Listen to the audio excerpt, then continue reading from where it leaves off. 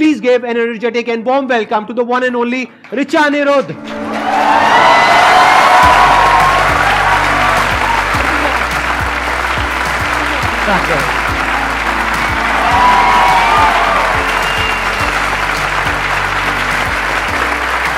Please, बैठिए। इनका YouTube के ऊपर एक बहुत ही पॉपुलर शो है जिंदगी विद रिचा के नाम से। और आपको एक बहुत इंटरेस्टिंग बात बताता हूं, आज से आई थिंक 12-13 साल पहले मैं आया था आपके शो में। 2009 में मैं इनके शो में गया था। जिंदगी लाइव के नाम से इनका एक शो था।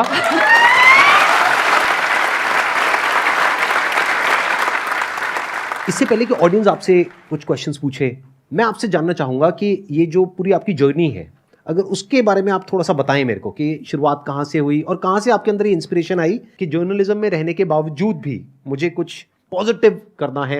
2002 आई जॉइंड जी। 2005 फिर मैं यहाँ आई, एक चैनल 7 शुरू हुआ था, चैनल 7 जागरण वालों का था, जो कि 2006 में IBN 7 बना, जिसमें फिर आप आए। 2007 में जिंदगी लाइव आ गया मेरी ज़िंदगी में, और जिंदगी लाइव नहीं आता तो शायद मैं जर्नलिज्म छोड़ के भाग जाती, क्योंकि 2006 तक आते आते मैं फ्रस्ट्रेट भी होने लगी थी कि हम क्यों, उसके पीछे क्या रीजन है?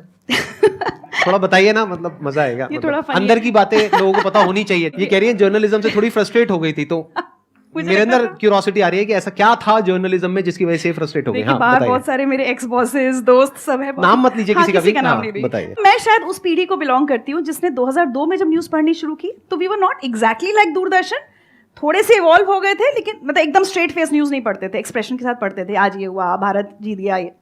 लेकिन जितना आजकल चिल्ला रहे हैं वो पिच हमारी कभी नहीं थी। अब तो ऐसा लगता है जैसे मोन्टाज खत्म होता है, एज आई सेड, सब मेरे दोस्त हैं, बट ऐसा लगता है वो कह रहे हैं नमस्कार मैं हूं ये, और अब मैं आपको गोली मार दूंगा।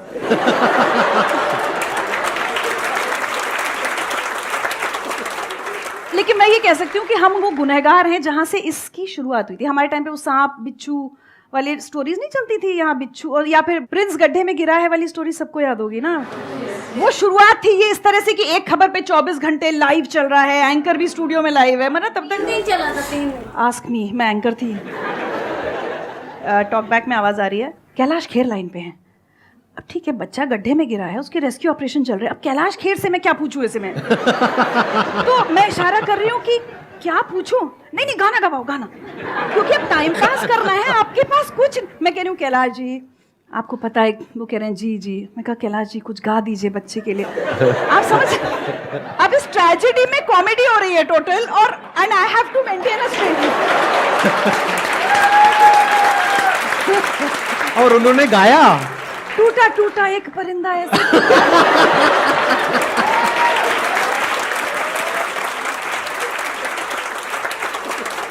ये वो फेज था जब ये, ठीक है, आज जो गिरे हैं इसकी शुरुआत हमारे टाइम हो गई थी। आज गिरे हैं मतलब थोड़ा एक्सप्लेन करना चाहेंगे? Can you please elaborate? आप तो कितना चिल्ला रहे हैं। सो 2014 मुझे एक चैनल ने वापस बुलाया न्यूज़ पढ़ने, तो मुझे लगा भी कि क्या मैं अभी रेलेवेंट हूँ न्यूज़ की इंडस्ट्री में। तो उन्होंने कहा नहीं आप न्यूज़ पढ़िए, आपने इतने साल पढ़ी है। तो हम गए वापस।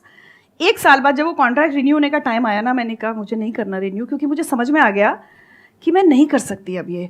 जहां आपकी ब्रीफिंग ही सिर्फ ये है कि आपको 2 गेस्ट को लड़वाना है, 2 को या 4 को, सोल्यूशन नहीं निकालना है, उन गेस्ट को आपस में लड़ना चाहिए और किसी तरह से भड़काना है। हाँ। एक बार तो कुछ हुआ, मैंने कहा मैम ये क्या कर दिया आपने? मैंने कहा क्या कर दिया, कितना अच्छा से बात हो गई, सुलह थोड़ी करानी थी ना।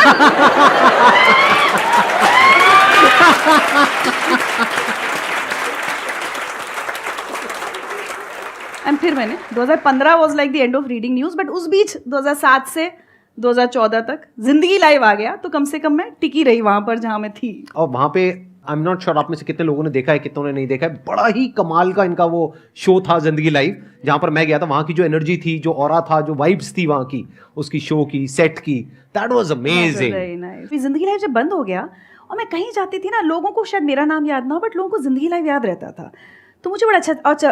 और एक और फनी चीज़ बताऊँ, कहीं जाऊँ, एक बार एयरपोर्ट पे हुआ कुछ, मेरे सामान का कुछ हुआ, तो वो CISF वाले का है, मेरी तरफ देख के कहते हैं मैडम आप तो वही हो ना जो बहुत रुलाती है टीवी पे। अब ना ये मुझे बहुत फ्रीक्वेंटली सुनने को मिलता है। अब आप मुझे बताइए, इसमें मैं इसको एज कॉम्प्लीमेंट लूँ कि जी सर थैंक यू? नहीं, तो मैं कई बार लोगों को सॉरी बोल देती हूँ कि जी मैं वही हूँ, आई एम सॉरी, क्योंकि आप मतलब पीपल थिंक वो मुझे कॉम्प्लीमेंट करके मैम आपने बहुत रुलाया है। मेरे लिए धर्म संकट है कि मैं इसको अच्छे से लूँ या बुरे में लूँ कि बहुत रुलाया है मैंने लोगों को।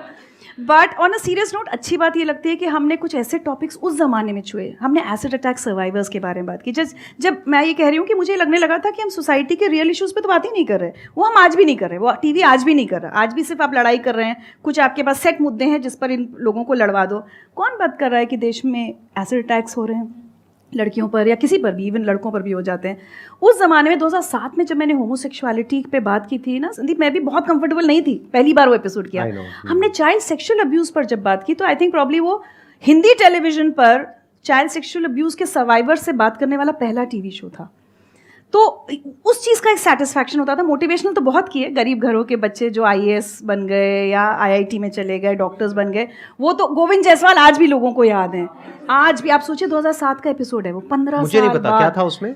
वो रिक्शे वाले के बेटे हैं, बनारस में उनके पापा रिक्शा चलाते थे और वो IAS बने थे। अच्छा। उस साल एक में तो गोविंद जायसवाल आए थे, फिर एक में कुलदीप चहल, इंद्रजीत महाता, वो सब IPS ऑफिसर्स हैं इस समय, कहीं कहीं SSPs हैं, और कोई बिल्कुल बहुत गरीब मजदूर का बेटा था। तो क्या होता है, मुझे आज तक लोग ये कहते हैं, अब तो मुझे ब्यूरोक्रेट्स मिलते हैं जो ये कहते हैं कि जब हम पढ़ रहे थे और हमें जब हम डिमोटिवेटेड हो जाते थे तो हम ये देखते थे अरे ज़िंदगी लाइफ में अगर ये लड़का कर सकता है तो हम भी कर सकते हैं। तो एक वो मोटिवेशनल पार्ट भी किया और एक social awareness about acid attack, child sexual abuse, homosexuality, ये सब भी हमने बहुत काम किया। काफ़ी ऐसे शोज होते थे जहाँ पे आपकी आंखों से आंसू गिरते थे, आप रोते थे, तो क्या वो एक्चुअल था? हाँ, बिल्कुल बिल्कुल बिल्कुल। नहीं, हमें ग्लिसरीन नहीं मिलती थी। मैं मतलब सीरियसली पूछ रहा हूँ, ऑन अ सीरियस नोट, मतलब वो क्या होता था? मतलब आप इन्वॉल्व हो जाते थे मतलब उस कॉन्वर्सेशन में या उनकी स्टोरी में? हाँ, मतलब मुझे ऐसा लगता है एज एन इंटरव्यूअर आप तभी इंटरव्यू कर सकते हो जब आप ये महसूस कर पाओ। इनफैक्ट कई बार ये मेरे लिए ना ट्रॉमेटिक भी हुआ है कि अच्छा। मैं कई बार उन गेस्ट को बहुत बहुत दिन भूल नहीं पाती थी। बहुत सारे गेस्ट के साथ हम लोग लगातार टच में भी रहते थे। तो बस वही, अगर कोई मेरे सामने कोई मदर बैठी है तो मैं ये सोच अपने आप को एज अ मदर कि भाई मेरी भी एक बेटी है, ये हो सकता है। तो मुझे ऐसा लगता है कि हम बहुत डिटैच होकर ना कभी जर्नलिज्म कर नहीं सकते। बट मैंने इसका उल्टा देखा है, प्लीज करेक्ट मी, मैंने ये देखा है कि मतलब बड़े कोल्ड होते हैं कि मतलब कोई किसी के साथ में कुछ हो रहा है उनको फर्क ही नहीं पड़ रहा, उनको अपनी न्यूज से पड़ी है। ऐसा हमने मूवीज में भी देखा है, जिस तरह से दिखाते हैं, और एक्चुअल में रिपोर्टिंग में भी हमने देखा है। मेरे साथ तो आपके साथ ऐसा नहीं होता था? नहीं, इनफैक्ट जब न्यूज भी पढ़ती थी तब भी नहीं होता था। शायद इसीलिए कहते हैं ना, यूनिवर्स में आप जो एनर्जी दो वही आप अट्रैक्ट करते हो। मैं एज अ जब एंकर थी ना तो मुझे कई बार कह दिया जाता था, अरे एंकर हो, बिल्कुल फ्लैट होके पढ़ जाओ खबर। जब आरुषि मर्डर केस हुआ था या निठारी कांड हुआ था उस ज़माने में, मतलब मैं कई बार कैमरा से मुझे हटाना पड़ता था कि भाई कुछ विजुअल्स लगा दो, रिचा को हटाओ, क्योंकि रिचा के आंसू टप टप टप बह रहे होते थे। तो मैं कहती थी कि भाई जर्नलिज्म तो one part of my life है ना, मैं अपनी इंसानियत कैसे भूल जाऊँ? मेरी भी एक छोटी बेटी है, मैं ये देख रही हूँ क्या हो रहा है।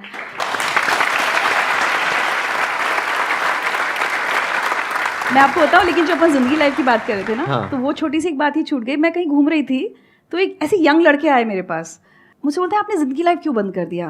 तो मैंने कहा वो तो बंद हो गया। फिर मैंने ऐसे पूछा, अच्छा बताओ मैं यूट्यूब पे शो लाऊंगी तो देखोगे? तो बोलते हैं अभी भी मैम क्लिप्स जो यूट्यूब पे डली हैं, हमने कभी डाली नहीं, ऑफिशियली न्यूज़ चैनल्स तो डालते नहीं थे उस जमाने। बोले अभी भी वहीं देखते हैं, तो आप शो बनाओ। So some random strangers on the road actually motivated me to start जिंदगी with This was in which year? हमने 2018 में शुरू किया ना, तो 17 अच्छा। के एंड तक आके मुझे वो वाइब्स मिलने लगी थी कि आप शो वापस लाइए। तो हमने जिंदगी लाइव नहीं लाए क्योंकि मुझे लगा कल को नाम का कॉपीराइट का इशू ना हो जाए। और आप बिलीव करेंगे, जो टीम IBN 7 में मेरे साथ काम करती थी, मैंने सबसे कहा भाई अब लोग कह रहे हैं ला सकते हैं कि रिस्क ली जाए, पैसे वैसे नहीं है। मेरे सब कॉलीग्स ने कहा पैसों की चिंता नहीं करो, हम सब कहीं कहीं नौकरियां कर रहे हैं, ठीक है, लेकिन उससे वो सेटिस्फैक्शन नहीं मिल रहा। आपका शो बनाओगी, हमें वो वाला सेटिस्फैक्शन मिलेगा कि अच्छा काम करने वाला। पहला सीजन मेरी किसी टीम मेंबर ने मुझसे पैसे नहीं लिए, किसी ने नहीं, एडिटर, कैमरा पर्सन, किसी ने नहीं। क्या बात है, हमने पहला सीजन फ्री में ऐसे ही बनाया। ये दिखाता है कि आप सिर्फ अच्छे इंसान दिखते नहीं हैं कैमरे के सामने, आप एक्चुअल में भी अच्छे इंसान हैं, तभी इतने सारे लोग आपके साथ आकर के खड़े हुए। नहीं तो आज के ज़माने में कोई किसी के लिए नहीं खड़ा होता है। नहीं, मैं हमेशा बोलती हूँ लोगों ने पैसे कमाए होंगे, मैंने रिश्ते कमाए, ये तो है। क्या बात है, क्या बात है। Hello ma'am. Hello sir. Hello ma'am, पहले तो आप बहुत सुंदर लग रहे हो और आपको देख के एक एनर्जी फील हो रही है सच में, और वुमेन्स के लिए आप एक इंस्पिरेशन लग रहे हो। Thank you so much. और मैम मैं आपसे एक क्वेश्चन पूछना चाहती हूँ कि इस एज में भी खुद को एनर्जेटिक रखने के लिए और मोटिवेटेड रखने के लिए मतलब आप क्या करते हो? 2-3 चीज़ें हैं। मेरा एक तो ना, मेरी सबसे बड़ा टॉनिक मेरा काम है। इनफैक्ट मैं आज ही अपनी टीम को बोल रही थी कि अब क्या हुआ, कल मैं गुजरात में थी, मतलब परसों मैं रन वाली साइड, गुजरात में भी बिल्कुल भुज अंजार साइड, वहाँ शूट कर रही थी। अपने शो के लिए? नहीं, एक डॉक्यूमेंट्री के लिए। अच्छा। कल रात 10:30 बजे मैं घर पहुंची हूँ, 10:30-11, क्योंकि फ्लाइट लेट हो गई। आज सुबह मैं यहाँ आ गई। परसों मैं अयोध्या और उसके बाद वाराणसी में लगातार ट्रैवल कर रही होंगी, मतलब अगले 15 दिन आई एम ट्रैवलिंग। तो मैं यही बोल रही थी कि चलो कोविड का वर्क फ्रॉम होम अब खत्म हुआ, अब ट्रैवलिंग शुरू हो गई, तो काम जब करती हूँ ना तो एनर्जी रहती है मेरे अंदर, मुझे ऐसा लगता है। दूसरा एक चीज़ मैं सोच के भी आई थी कि ज़रूर बोलूँगी आप सब यंगस्टर्स को, आप में से कितने लोग हैं जो कोई भी अपना मतलब प्रोफेशन के साथ कोई एक पैशन परस्यू कर रहे हैं, चाहे पेंटिंग करते हो, चाहे गाते हो, चाहे डांस करते हो। मेरे लिए म्यूज़िक एक बहुत बड़ा टॉनिक है। तो हमारे यहाँ मजाक होता है कि बारिश हो रही है तो इन्हें गाने सुनने, ये दुखी है तो इन्हें गाने सुनने, ये सुखी खुश हैं तो इन्हें गाने सुनने। कोई भी एक चीज़ आपकी लाइफ में अगर अपना पैशन है ना, कुछ अगर बचपन में कुछ करते थे उसको छोड़ना नहीं चाहिए। तो वो मुझे लगता है म्यूज़िक मुझे बहुत एनर्जी देता है। Whenever I am low I try and listen to music. किस तरह के गाने सुनते हैं आप? सब तरह के, डिपेंडिंग ऑन माई मूड। बारिश अभी तो 2 दिन से तो वो प्लेलिस्ट ही हमारी जब बारिश आ रही तो खैर मैं थी नहीं, कल रात से वो शुरू हो गया। मुझे मेरा पर्सनल फेवरेट एक नीरज आर्या का पंचरंग, पता नहीं कितने लोगों ने सुना है, मत कर माया को आएंगे। मुझे स्पिरिचुअल सूफी ये सब ज़्यादा अच्छा लगता है। एक और चीज़ जो आज की जनरेशन के इसके लिए मुझे थोड़ा दुख होता है कि जो मिस आउट कर रहे हैं आप लोग, क्लासिकल म्यूजिक मुझे नहीं लगता, हिंदुस्तानी क्लासिकल बहुत लोग सुनते हैं, वो मुझे मैं सुनता हूँ, मैं काफ़ी सुनता हूँ। Thank you. तो मैंने अपनी बेटी को इनफैक्ट बहुत बचपन से इसलिए शास्त्रीय संगीत सिखाया था कि मुझे लगता है इस जनरेशन में नहीं तो खत्म हो जाएगा हमारा। तो आप गाते भी हैं? मैं नहीं, मेरी बेटी गाती है, she is a classical vocalist, उसने शुभा मुदगल जी से भी सीखा इनफैक्ट। तो कुछ एक चीज़ मुझे लगता है कि संगीत, और जो संगीत हम आजकल सुन रहे हैं वो नहीं, एक्चुअली कभी कोशिश कीजिए, चाहे अपने आप को सिर्फ एक दवाई की तरह ना फोर्स कीजिए।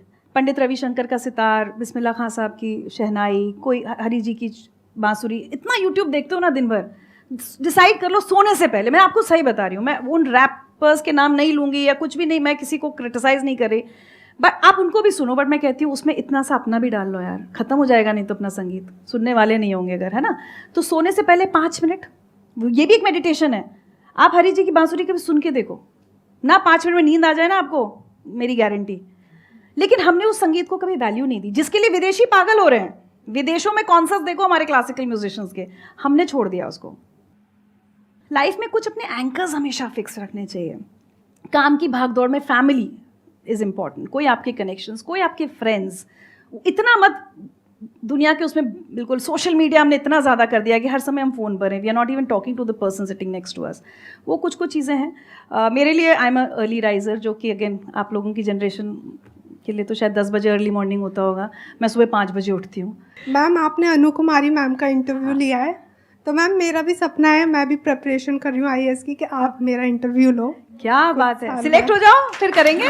तो मैम मैं ये पूछना चाह रही हूँ, जैसे मैम लड़कियों के लिए होता है ज़्यादा बोलती हैं, तो कितना बोलती है, तो आप तो जर्नलिस्ट हो तो मैम ऐसा होता है कि अगर ऐसी फील्ड है, बोलना पड़ता है, जाना पड़ता है, तो आपके भी ऑब्स्टेकल्स आए होंगे बहुत, आपको भी लोग ऐसे बोला करते थे? देखो फैमिली में ना मैंने एक बार एक मेडिटेशन कैंप में बड़ी अच्छी चीज़ सीखी थी कि ये करना घर जाके सब लोग, एक्सरसाइज हो सकता है आपने कहीं सिखाई भी हो। एक डॉट बनाइए जो आप हैं, उसके बाद सर्कल्स बनाते जाइए बाहर, तो इमीडिएट आपके बाद वाले सर्कल में फैमिली कौन, ठीक है, तो वो अगर मेरी मदर या मेरी नियर एंड डियर वंस हैं, उन सबको तो पता है, बहुत बोलती है, कोई बात नहीं, they all fine with it. उसके बाद रिश्तेदार क्या बोलते हैं, उनकी ना एक लेवल के बाद चिंता करनी बंद करनी पड़ेगी। मैं बहुत छोटी थी तब से थोड़ी क्रांतिकारी रही हूँ, तो हम तो बहुत करते थे सब, मतलब हमारी बुआ लोग कहती थी दादा की नाक कटा देगी लड़की क्योंकि मैं ना किसी बात पे भी कहती थी लड़का ऐसे करेगा तो मैं ऐसे कर दूंगी। जब बच्चे थे, मतलब 9-10th में रहे होंगे, एक बार मैंने अपने पापा से कहा कि अगर आपने ऐसे किया ना कि लड़के वाले आ रहे हैं, जाओ बेटा चाय लेके आओ, तो मैं उनके ऊपर चाय गिरा दूंगी फिर मैंने एक बार अपने फादर से कहा अगर आपने दहेज दिया मेरी शादी में तो मैं शादी नहीं करूंगी। तो I was considered a rebel since childhood. तो सबसे ज़्यादा टेंशन मेरी बुआओं को रहता था कि ये हमारे भाई की नाक कटाएगी एक दिन सोसाइटी में बड़े होके। थैंकफुली वो नहीं हुआ। तो ज़्यादा चिंता कर, सबसे बड़ा रोग क्या कहेंगे लोग, तो मैंने बहुत ज़्यादा चिंता ना कभी सीरियसली की नहीं लोगों की कि कोई क्या कह रहा है। I have to live my life my way. मैं जो बोल रही हूँ जिसको सुनना अच्छा लग रहा है सुन ले, नहीं सुन। मैं तो कई बार ट्विटर पे लिख देती हूँ लोगों को, भाई नहीं पसंद आ रहा तो अनफॉलो करो मुझे। मैं कहने तो आई नहीं थी कि फॉलो करो ना, मैं फॉलोअर्स के चक्कर में पड़ती हूँ। सो ज़्यादा चिंता कभी नहीं करनी चाहिए। ये तय है कि आप जितना आगे बढ़ेंगी आपको खींचने वाले रहेंगे। जब आप अपनी मंजिल पे पहुंच जाएंगी तब बहुत सारे ऐसे रिश्तेदार आ जाएंगे जिनको आपने जिंदगी में देखा भी नहीं था। Success is relative, more the success. ये कोट ना मुझे बहुत पसंद है, success is relative, more the success more the relatives. और जब तक आप अपनी मंजिल पे पहुंच नहीं जाएंगे, वही रिश्तेदार आपकी टांग खींचने भी आएंगे। तो आपको डिसाइड करना है। मैंने तो क्या क्या नहीं सुना, मतलब मैं तो अब यहाँ कहना भी नहीं चाहती, मेरे बारे में कितना बुरा बुरा नहीं बोला है, बट वही, आप किसको फैमिली मानते हो?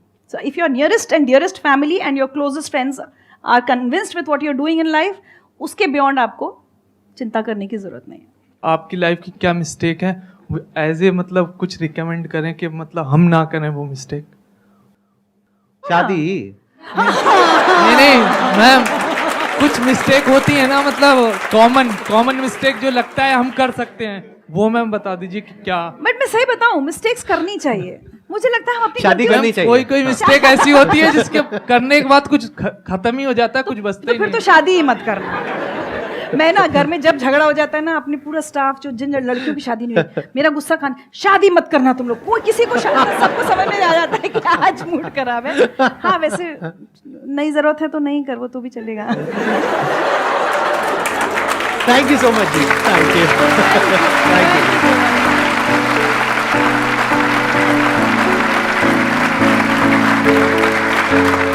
Thank you.